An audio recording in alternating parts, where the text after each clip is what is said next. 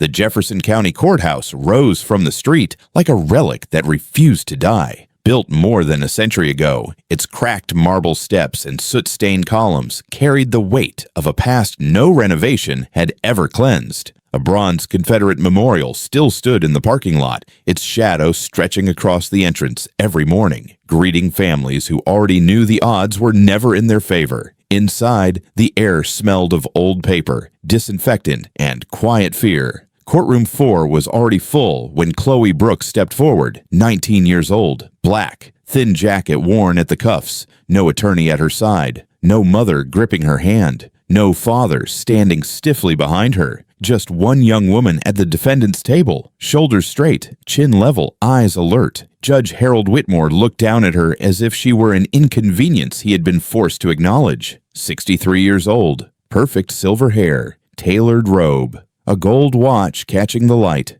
every time he moved his hand. They called him the Hammer, a nickname he wore like a badge of honor. 32 years on the bench had taught him one thing above all else. He did not have to try to be fair. No one had ever made him. He glanced at the file for less than a second. "Let me guess," he said, his voice already sharp with contempt. "Another girl who didn't do it. Wrong place, wrong time. Society's fault. Everybody else's fault." A ripple of low laughter came from the front rows. White attorneys in pressed suits leaned back comfortably, amused. They had seen this performance before. They knew how it ended. In the back rows, black families sat close together, hands folded, eyes down. Mothers whispered prayers without moving their lips. Fathers stared straight ahead, faces carved into stillness. They understood silence was safer. Whitmore leaned forward. "No lawyer," he said. "Figures. Couldn't afford one, right? That's usually how it goes. Too busy. Living off government checks to worry about responsibility." Chloe said nothing. "You people always expect the system to bend for you," he continued. "But this courtroom isn't a charity office. It's not here to clean up the mess you make." His gaze swept over her clothes, dismissive. "Disorderly conduct. Resisting arrest," he read aloud. "Let me guess again. You mouthed off. Thought you were special. Thought rules didn't apply." Chloe's fingers curled once against the edge of the table. Slowly, deliberately, her breathing stayed steady. She did not cry. She did not look down. She looked around. She noted the blinking red light of the security camera in the corner, the court reporter's hands hovering above the keys. The bailiff by the door, bored, half watching his phone. The way the judge avoided eye contact with the back rows entirely. Whitmore mistook her silence for weakness. "You stand here alone," he said, his voice lowering, almost satisfied. "No family, no support. That usually tells me everything I need to know." A murmur moved through the gallery. Someone inhaled sharply. A woman in the back pressed a hand to her mouth. Chloe finally lifted her eyes and met the judge's. It was not defiance. It was not pleading. It was calculation. Whitmore felt it and frowned. "Don't look at me like that," he snapped. "You should be grateful I'm even giving you time. This court has real cases. People who matter." The words hung in the air, heavy and unmistakable. The injustice was casual, effortless, as natural to him as breathing. Chloe swallowed once. Her heart beat hard, not with fear, but with pressure, the kind that builds when something has been held down too long. She thought of the cracked sidewalk outside her apartment, of her brother's hands shaking the last time she saw him through bulletproof glass, of the dozens of faces she had studied in sealed records late at night, all stamped with the same careless authority. Whitmore glanced at the clock. "Let's move this along," he said. "I don't have all morning." To him, she was already decided, already categorized, already discarded. But as Chloe stood there, silent and still, something shifted beneath the surface of the room. Not loudly, not visibly, just enough to matter, because judgment had come too easily, and no one in that courtroom yet understood the cost of that mistake. Long before Chloe Brooks stood alone at the defendant's table, the system had already decided how her story would end. In Jefferson County, justice did not move with care. It moved with speed, efficiency, indifference. Every weekday morning, the courthouse doors opened at 8 sharp, and by 9, the assembly line was already running. Case after case, name after name, faces blurred together under fluorescent lights that never softened for anyone. 4 minutes per defendant if they were lucky. less if the judge was in a bad mood or running late for lunch. Public defenders whispered advice they knew would not matter. Prosecutors flipped pages without looking up. Bailiffs called names like numbers being pulled from a machine. Next, next, next. Hundreds of files passed through Judge Harold Whitmore's courtroom every week. He liked it that way. Fast meant control. Fast meant no questions. Fast meant no one had time to notice patterns that were impossible to explain away once you actually looked. A black mother stood before him one afternoon, shaking as she tried to explain why she had missed payments on a stack of parking tickets. 2 jobs, 3 kids, rent due. No excuses in her voice, only exhaustion. Whitmore did not ask questions. 90 days in county jail, he said flatly. The sound of his gavel ended the conversation. Her children were sent to foster care before sunset. The next case was a white college student, 21, arrested with cocaine in his dorm room. His parents sat behind him in tailored clothes, worry creasing, their faces in the appropriate places. Whitmore leaned back, almost smiling. Young people make mistakes, he said. Probation, drug counseling, stay out of trouble. The boy nodded, relief flooding his face. His future remained intact. No one in the courtroom said a word. A week later, a black teenage boy was charged with stealing food from a grocery store. Bread, milk, canned soup. He told the court his younger sister had not eaten in 2 days. Whitmore cut him off mid-sentence. 18 months in juvenile detention, he ruled. Maybe that will teach you responsibility. Responsibility. The word echoed long after the boy was led away. These decisions did not happen in isolation. They stacked. They accumulated. They formed a record that polite society preferred not to read too closely. 14 formal complaints had been filed against Whitmore over the years. All dismissed, all buried, all quietly forgotten. He was protected. District Attorney Richard Coleman played golf with him every Saturday morning. They laughed about old cases between swings, bonded over scotch at the clubhouse, assured each other that the county needed strong men to keep things under control. Police Chief Warren Brody attended Whitmore's Christmas parties. They posed for photos under string lights, smiling beside donated toys and oversized checks for charity drives. The headlines always used the same words: community leaders, pillars of justice. Touch one of them, and the others closed ranks. Everyone in the building understood that reality, even if no one dared say it out loud. Clerks, attorneys, court staff. They watched the same outcomes repeat themselves day after day, year after year. Poor defendants waited longer. Black defendants were questioned harder. Their stories were treated like noise that needed to be silenced so the real work could continue. This was not a courtroom that listened. It was a machine designed to move bodies through and push consequences down onto the same communities over and over again. By the time Chloe Brooks walked through the metal detector that morning, the system had already measured her worth, already placed her in the correct category, already prepared the punishment. All Judge Whitmore had to do was speak it out loud, and he never once stopped to wonder what it might cost him to be so certain. The courthouse did not just process cases, it stored them. Some stayed in filing cabinets, others stayed in transcripts no one reread, and some never left at all. They lingered in the corners of the room, in the silence between sentences, in the eyes of the people who came back week after week, even when they had no business being there anymore. Deshaun Williams had once filled a gym with noise. At 17, he moved like he had springs in his legs, a 6'2" guard with quick hands and a calm mind. His high school jersey still hung in the hallway of his mother's apartment, the fabric faded from too many proud touches. College. Scouts had packed the bleachers on Friday nights. Duke, North Carolina. Letters stacked on the kitchen table beside overdue bills. The night the police stopped him, he was walking home from practice. Sweat still on his skin. Backpack heavy with textbooks and gym shoes. They said he matched a description. Black male, tall. That was all it ever took. When Deshaun stood in front of Judge Whitmore, his public defender spoke fast, stumbling over words that should have mattered. First offense. Honor student. Full scholarship pending. No flight risk. Whitmore barely looked up. Bail denied, he said. 2 words. Casual. Final. 48 days in an adult holding facility followed. Days that broke something in Deshaun that basketball could never fix. When the real suspect was arrested in another state, the charges vanished as quickly as they had appeared. Justice served, the paperwork said. But the scholarship deadline had passed. The spot was gone. The future moved on without him.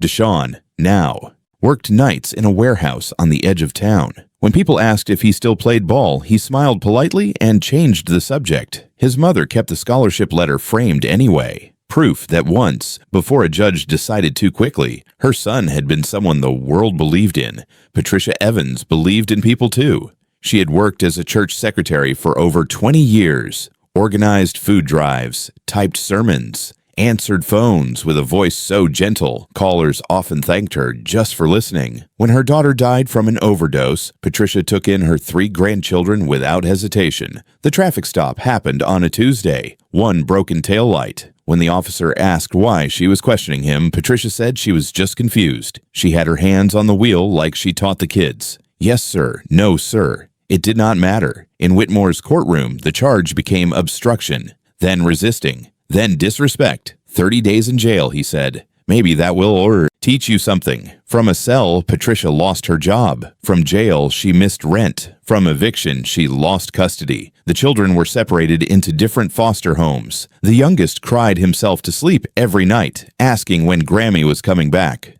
Patricia started sitting in the back of courtroom 4 every Thursday after that. She did not speak. She did not cry. She watched. She was waiting for something, though she did not know what. And then there was Terrence Kennedy. Chloe remembered that day with a clarity that never faded. She was 14, her feet dangling from the wooden bench because they did not quite reach the floor. Terrence stood at the defense table in an oversized suit borrowed from a friend, shoulders tense but posture proud. He wanted to be a lawyer. He said it every time someone asked. He believed the law was supposed to protect people like their mother, like their neighbors, like the men who never got a fair chance. When the accusation came, it made no sense. The evidence did not match. The witnesses were ready. The truth was sitting right there. Whitmore did not listen. I have heard enough, he said. When the accuser cried, 8 years. Chloe remembered the sound her mother made then, a low, broken noise she had never heard before and never forgot. Terrence turned once before the deputies led him away. He looked at Chloe and tried to smile. That was the last time she saw her brother whole. 3 years later, the conviction was overturned. The truth finally mattered. Too late. Terrence came home changed. Some days he did not recognize familiar streets. Some nights he woke up screaming. Eventually, doctors said he needed long-term care. Chloe sat in the same courtroom now, years later, and felt those ghosts press in around her. Deshaun, Patricia, Terrence. Lives reshaped by judgments made without listening. Futures altered by a man who never paused long enough to see what he was destroying. Judge Whitmore did not remember them, but they remembered him, and they had never left. Chloe had learned something early, something no textbook ever taught her. Pain did not disappear just because a case was closed. It settled into people. It changed how they stood in rooms, how they spoke to authority, how they trusted or stopped trusting the world around them. She saw it everywhere in Jefferson County. In the hallway outside courtroom 4, Deshaun Williams' mother still came sometimes, even though she had no legal reason to be there. She sat on the hard bench with her purse in her lap, eyes fixed on the courtroom door. When Chloe passed her that morning, the woman looked up and nodded, the way black women often did to one another. A silent recognition, a shared understanding that something precious had been taken and never returned. Patricia Evans sat 3 rows behind Chloe now. Chloe recognized her immediately. Patricia always wore the same navy coat, no matter the weather. Her hands were folded tightly around a worn leather Bible, pages softened from use. She came every week, watching case after case with quiet intensity. Some people mistook her presence for faith. Chloe knew better. It was vigilance. Patricia was waiting to see if the system would ever show mercy to someone who looked like her grandchildren. She was waiting to see if the judge would ever hesitate before taking another black family apart. So far, he never had. And then there was Terrence. Chloe did not look toward the bench when Judge Whitmore spoke. She looked inward, to the memory she carried like a scar that never faded. She remembered sitting in this same room, the air too cold, the benches too hard, the words coming too fast. She remembered how Whitmore leaned forward that day, the way his voice dropped as if he were explaining something obvious to a child. "Young men like you always end up here," he had said. Terrence tried to speak. He tried to explain. Whitmore waved him off. "I've heard enough." Those words had followed Chloe into adulthood, into late nights hunched over case law, into conversations she never finished, into the decision she made to stop hoping the system would fix itself. Terrence did not sit in courtrooms anymore. Crowds made him anxious. Authority figures triggered something dark and uncontrollable. Some days he remembered her name easily. Some days he struggled. When Chloe visited him at the psychiatric facility, he sometimes asked the same question. Why didn't they listen to me? She never had a good answer. That was when Chloe understood the true damage of careless judgment. It was not just the sentence. It was the message that followed people for the rest of their lives. You are not worth listening to. That message had shaped Deshawn's silence, Patricia's vigilance, Terrence's shattered sense of safety. And now, standing alone at the defendant's table, Chloe felt those ghosts settle around her shoulders.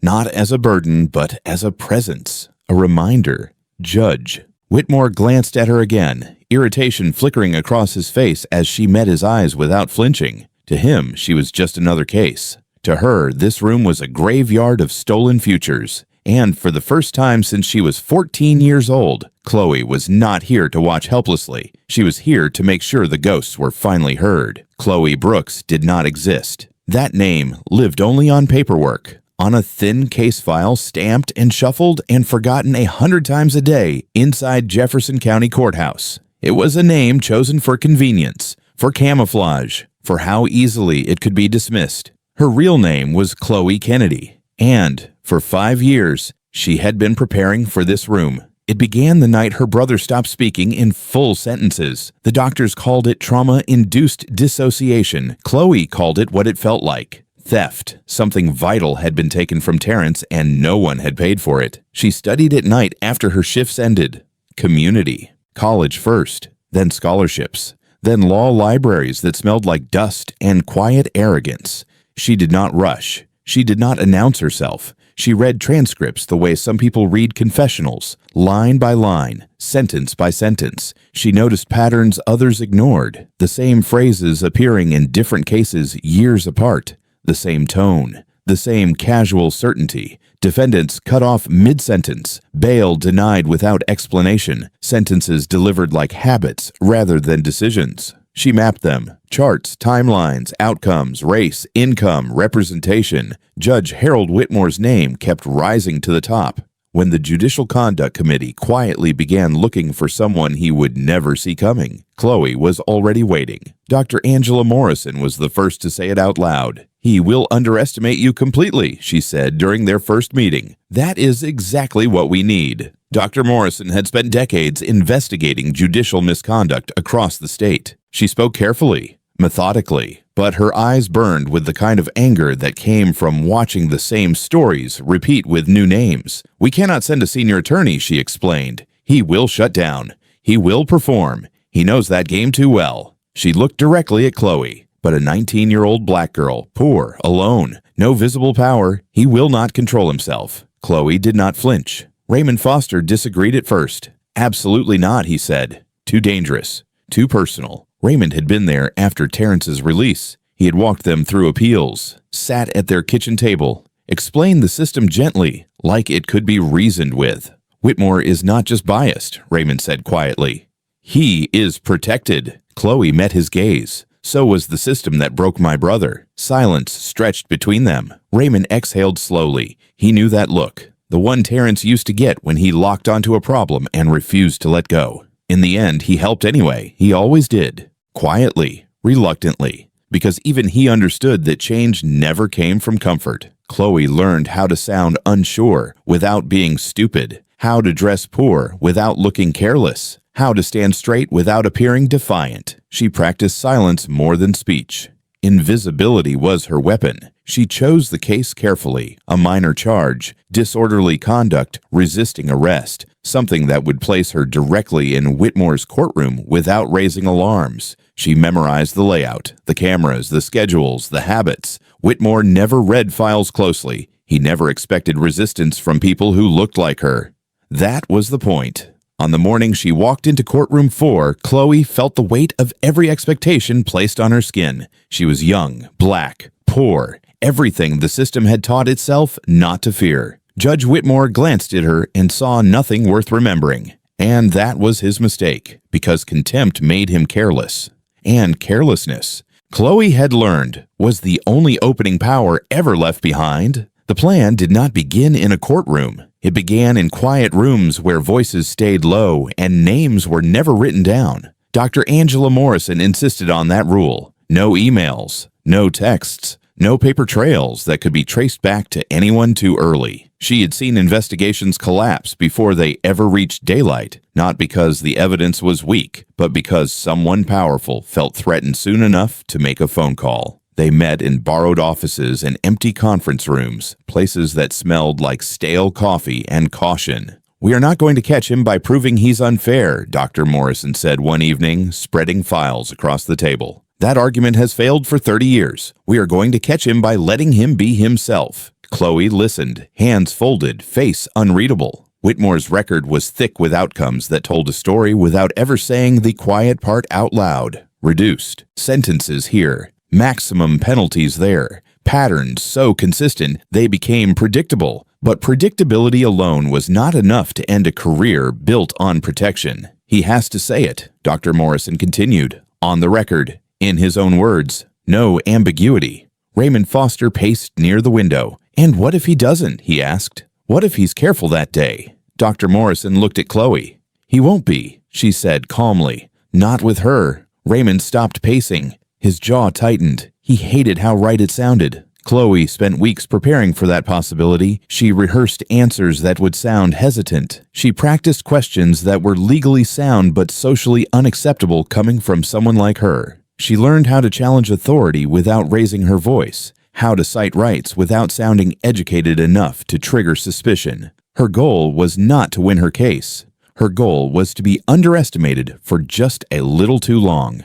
The night before the hearing, Chloe sat alone in her apartment. The place was small, secondhand furniture, a single lamp casting yellow light across stacks of notebooks filled with handwritten observations. She reviewed Whitmore's past behavior again, not the rulings, but the moments between them, when defendants spoke too confidently, when they refused to lower their eyes, when they quoted law instead of apologizing. That was when he unraveled. Power did not like being reminded that it could be questioned. Raymond called just before midnight. "You still don't have to do this," he said. "There are other ways." Chloe closed her eyes. "I know," she replied, "but this is the only way he won't see coming."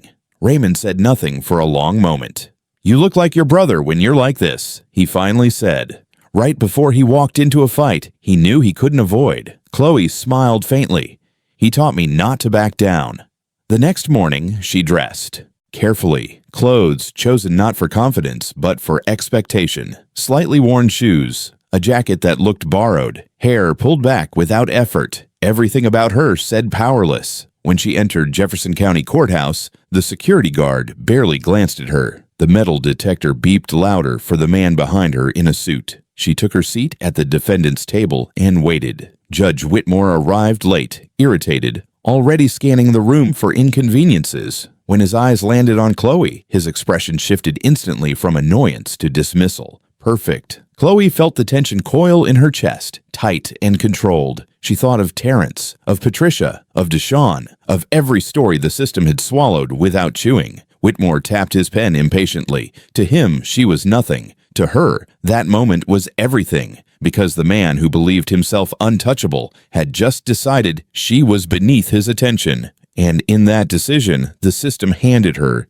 exactly what she needed. The courtroom felt tighter than it had an hour earlier, as if the walls themselves were leaning in. Judge Harold Whitmore flipped through the file in front of him with visible irritation. He had already decided how this would end. Another quick ruling. Another name crossed off before lunch. Chloe Brooks stood when instructed. She moved slowly, deliberately, every step measured. Her voice, when she spoke, was calm enough to sound almost uncertain. "Your Honor, I would like to submit witness statements that contradict the arresting officer's report." Whitmore looked up, surprised. "Witness statements," he repeated. "From who?" "Independent customers inside the store at the time of the incident." Three individuals who observed the interaction from beginning to end. The courtroom murmured. Whitmore raised his hand sharply. Enough. He leaned back, eyes narrowing. You are representing yourself, correct? Yes, Your Honor, he scoffed. Of course you are. Chloe reached into her folder and placed the papers on the table. She did not rush.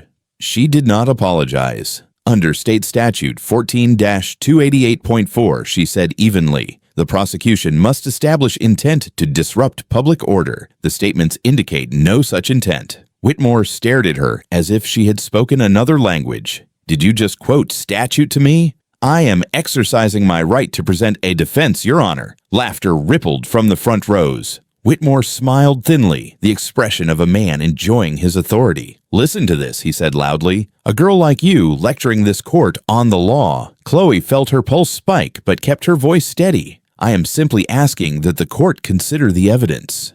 Evidence. Whitmore repeated the word with open disdain. He picked up the papers, skimmed them for less than a second, then laughed. Let me guess. Friends, family, people who look just like you and lie just as easily. They are complete strangers to me, Your Honor. Whitmore's smile vanished. You expect me to believe that? He tore the papers cleanly down the middle. Gasps filled the room.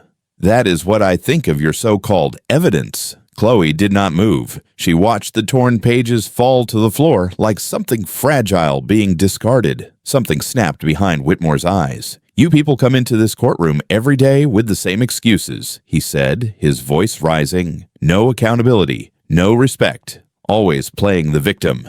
Your Honor, Chloe said quietly, you're violating my right to due process. Now you are telling me how to do my job. He leaned forward, pointing at her. I have seen thousands like you. Thousands. Same background, same attitude, same outcome. No fathers, no discipline, just generation after generation of criminals raising criminals. The courtroom went silent. You are a disease on the system, he continued, a drain, born into chaos and determined to spread it. Chloe felt heat rise in her chest, rage, pain, vindication. All at once, the recorder beneath her jacket captured every word. In the back row, a man slipped quietly into a seat. Raymond Foster froze when he saw her. His breath caught. His eyes moved from Chloe to the bench and back again. Understanding hit him all at once. This was not a coincidence. This was the investigation. Whitmore was still talking, still unraveling. You expect fairness while refusing to be civilized, he said. That is not how this country works. Raymond's hands clenched. He could stand up. Say something. Warn him. Or he could stay where he was and let the truth finish speaking. Chloe met Whitmore's gaze again. Not defiant, not afraid, patient. And the judge, blinded by his own certainty, kept digging. Whitmore's voice filled the room now, louder than it needed to be, sharper than it should have been. Authority curdled into anger the moment it was questioned. Do not interrupt me, he snapped when Chloe opened her mouth. You do not get to dictate how justice works in my courtroom. Chloe lowered her hands slowly, palms open, non-threatening. I'm only asking that the record reflect my objection, Your Honor. The record. Whitmore laughed, a harsh sound that made several people shift in their seats. The record will reflect whatever I say it reflects. He stood halfway from his chair, robe swaying, face flushed. I am tired of watching this system be abused by people who refuse to take responsibility for their lives. You come in here expecting sympathy, handouts, second chances you have not earned. A woman in the back whispered something that sounded like, please stop. No one joined her. You want to know why prisons are full of your kind? Whitmore continued, jabbing a finger toward Chloe. Because you fill them. Through your choices, through your culture, through your complete lack of values. The words hit like blows. Chloe felt her throat tighten, but she did not look away. She let him talk. Let him believe no one was listening closely enough to matter. The gallery, Raymond Foster felt his chest constrict. He had heard Whitmore say questionable things before. Off the record, over drinks, in private rooms where men like them felt safe. Never like this. Never this exposed. Raymond looked around. Attorneys stared at the floor. The bailiff had stopped pretending to scroll on his phone. The court reporter's fingers were flying. This was no longer a bad day on the bench. This was a collapse. Whitmore slammed his hand down on the desk. I will not have my time wasted by someone who does not belong in this courtroom except as a cautionary example. Something inside Chloe steadied. The fear gave way to clarity. Your Honor, she said, voice level, I respectfully request that you refrain from making prejudicial statements about my race. The room held its breath. Whitmore's eyes darkened. Prejudicial. He tasted the word. You think calling things what they are is prejudice. He leaned closer, lowering his voice in a way that carried farther. I have watched neighborhoods decay because of people like you. Schools fail, crime spread, and then you stand here acting surprised when the system responds accordingly. Raymond's foot bounced against the floor. He could still interrupt, still claim concern, still pull Whitmore aside and whisper a warning. If he did, maybe this would end. Maybe the damage could be contained. Raymond stayed seated because for the first time in his career, he understood something he had avoided for years. The truth did not need protection. It needed air. Chloe nodded slowly, as if absorbing the lecture. Thank you for clarifying your position, Your Honor. Whitmore smirked, finally listening. He did not see the small movement of her hand beneath the table, the slight shift of fabric, the quiet assurance that everything was being captured exactly as it happened. He did not see Dr. Angela Morrison stand at the back of the room, her expression unreadable, her gaze fixed on the bench. Whitmore waved, dismissively. I have heard enough. He sat back down, already bored again, but the words he had thrown so easily did not vanish. They settled into the room, into the record, into evidence. And for the first time in 32 years, Judge Harold Whitmore had spoken too freely in a courtroom where silence no longer protected him. The room did not breathe. Judge Whitmore leaned back in his chair, irritation settling into something close to satisfaction. To him, the confrontation was over. Another defendant put in her place, another reminder of who controlled the room. Chloe stood still. Then she spoke. Your Honor, before you rule, I need to correct the record. Whitmore sighed loudly. You have already said more than enough. Miss Brooks. That is not my name. The sentence landed softly, but it cut through the air like glass. Whitmore frowned. What did you say? My name is not Chloe Brooks, she repeated. My name is Chloe Kennedy. A murmur rippled through the gallery. Whitmore stared at her, searching his memory, finding nothing. And I am not here to defend myself, she continued. I am here to document you. Whitmore straightened. Document me. Chloe reached into her jacket and removed a badge. She held it up so the court reporter, the bailiff, and the gallery could all see it clearly. State Bar Judicial Conduct Committee, Field Investigator, Authorization Number 2812JB. The silence became absolute. Whitmore's face drained of color. This is outrageous, he said, rising to his feet. Bailiff. Before the bailiff could move, a woman stood in the third row. Judge Whitmore, she said calmly. My name is Dr. Angela Morrison, Senior Investigator for the State Bar. Miss Kennedy is operating under my authority. She stepped forward, her credentials already in hand. Everything said in this courtroom today has been lawfully recorded. This state allows one-party consent. Miss Kennedy was that party. Whitmore's mouth opened, closed. Chloe pressed a button on the small device in her hand. His voice filled the room. You people always expect the system to bend for you. Born criminals. A disease on the system. Each word echoed back, stripped of power, stripped of context, undeniable. Whitmore's knees touched the edge of the bench as if he needed it to stay upright. This is entrapment, he said hoarsely. No, Chloe replied. This is documentation. She looked at him steadily.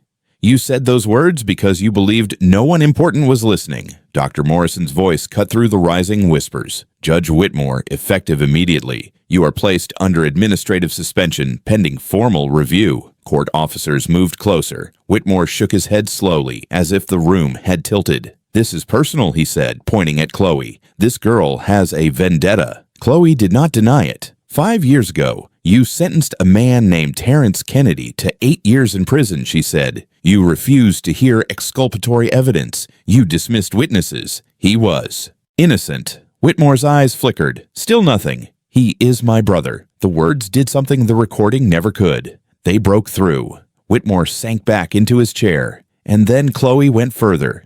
You want to know why you hate black defendants so easily, she said quietly. Why judgment comes so fast for you. She reached into her folder and removed a yellowed newspaper clipping.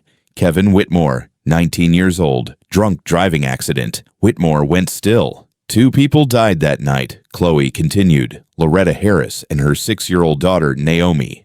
Gasps filled the room. Your son was sentenced to probation by a judge who happened to be your law school friend. Whitmore's hands trembled. For 32 years, Chloe said. You punished strangers for a crime you could never face. Tears slid down Whitmore's face unchecked. I tried to protect him, he whispered. And instead, Chloe replied, you destroyed thousands. The confession did not come from his mouth. It came from the way he finally looked at what he had done. Whitmore's shoulders sagged as if the weight of the bench had finally settled onto him. The courtroom that had always obeyed him now watched in silence, no longer afraid, no longer impressed. He looked older in that moment, smaller. I never meant for it to become this, he said, voice barely caring. One mistake, one night. My son was drunk. He was young.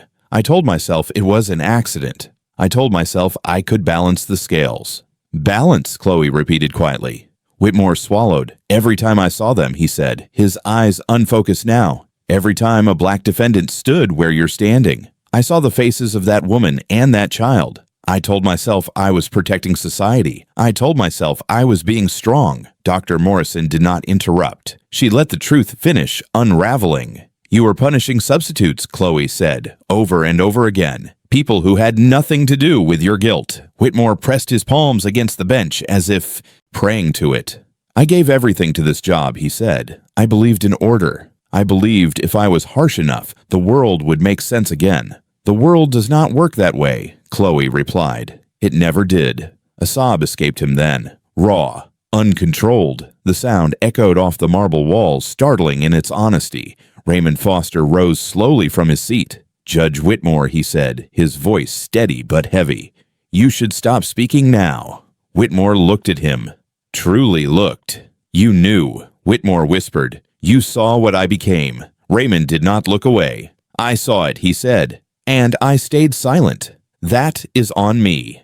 Dr. Morrison stepped forward again. Judge Whitmore, court is adjourned. You are relieved of duty effective immediately. The bailiff approached, not roughly, not gently, just professionally, the way power is removed when it finally runs out of excuses. Whitmore allowed himself to be guided from the bench. As he passed Chloe, he stopped. I judged you before you spoke, he said, eyes red. I judged everyone like you. And I was wrong.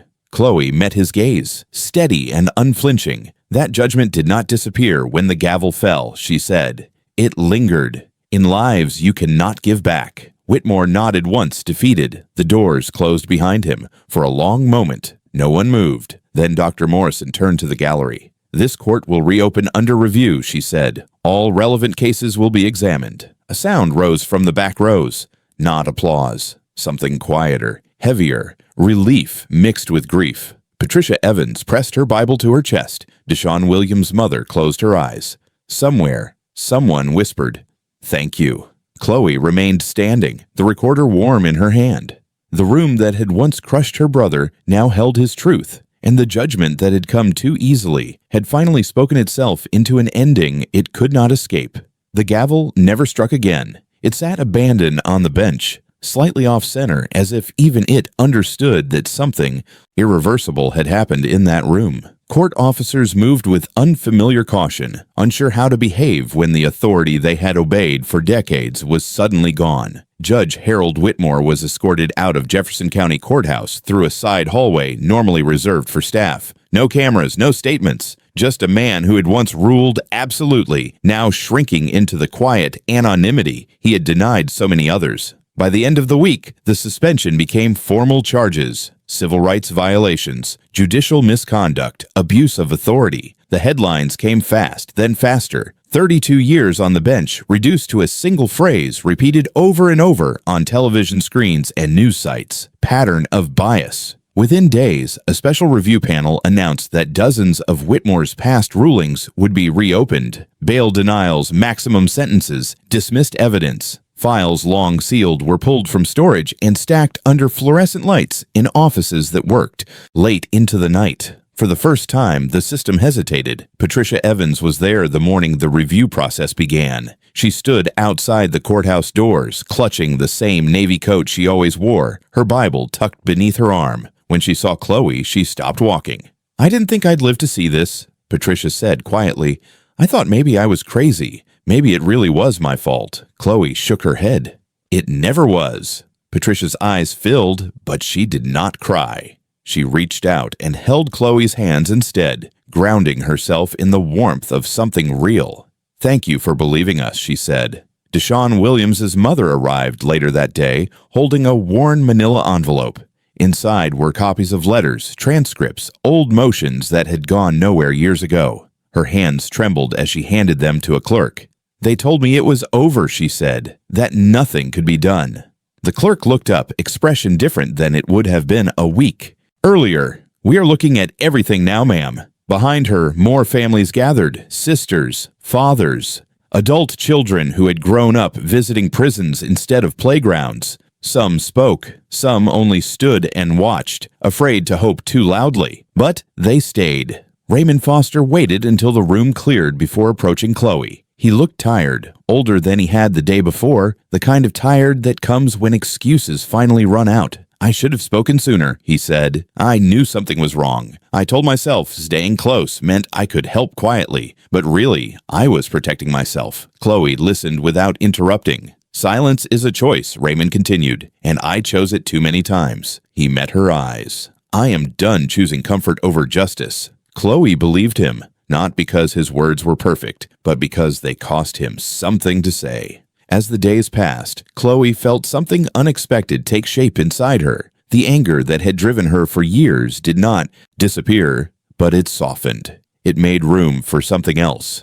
Clarity. This was never just about Whitmore. He was a symptom, a particularly cruel one, but not unique. The system that allowed him to operate unchecked for decades was the real target. The quiet agreements, the shared silences, the understanding that some lives mattered less because it was easier that way. Standing among the people he had harmed, Chloe finally understood the scale of what had begun. This was not revenge. It was interruption, a disruption of a model that relied on being unseen. As the courthouse lights dimmed that evening, families lingered on the steps longer than usual, talking, remembering, planning what came next. Justice had not arrived fully formed, but for the first time, it had started to move, and no one in Jefferson County could pretend they had not felt it. 6 months changed the shape of everything. Judge Harold Whitmore was no longer a name spoken in whispers. He stood in a federal courtroom, where no one called him Your Honor. The charges were read plainly: civil rights violations, abuse of authority, willful misconduct.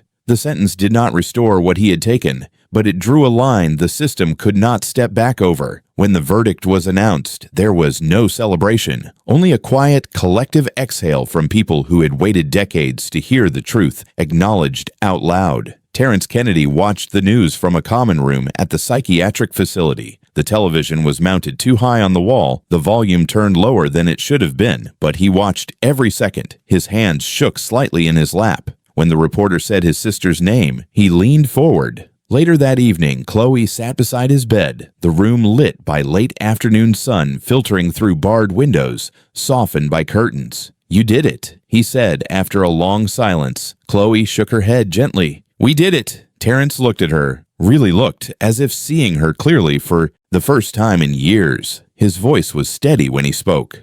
"I'm proud of you." The words landed heavier than any verdict. Chloe pressed her lips together, nodding once, afraid that if she spoke, she might lose control of the moment. Recovery was not a straight line. Terrence still had bad days, still forgot things, still needed help, but something fundamental had shifted. He laughed more easily, asked about the future, talked about small plans, walks, books, maybe volunteering someday. Hope returned quietly without ceremony. Chloe graduated law school that spring. Job offers came quickly, civil rights firms, advocacy groups, positions that promised visibility and praise. She turned most of them down. Instead, she accepted a role with a judicial oversight division that few people knew existed and fewer understood. The work was slow, methodical, uncomfortable. It required listening more than speaking, and patience more than passion. It felt right. On her first assignment out of state, Chloe stood in the back of a courthouse that smelled different but felt familiar. New marble, new seal on the wall, same tension in the air. A judge sat on the bench, confident, efficient, already moving cases along with practiced speed. He glanced down at the docket, barely looking at the defendant before him. Chloe took her seat. Behind her sat Patricia Evans, older now but steadier, Deshaun Williams's mother. Two families from Jefferson County whose cases were still winding through review. They had asked to come, to watch, to bear witness. The judge called the next case. Chloe opened her notebook. She was not alone this time. The mistake that had lingered for 32 years had not vanished. Systems did not heal overnight. Power did not surrender easily. But something had changed. There were eyes in the room that refused to look away. Voices ready to speak when silence was demanded. Records kept by people who understood the cost of ignoring them. A judgment made too casually had once destroyed lives without consequence. Now it was being watched, and as long as someone stood up to listen, that mistake would never be allowed to linger in silence again.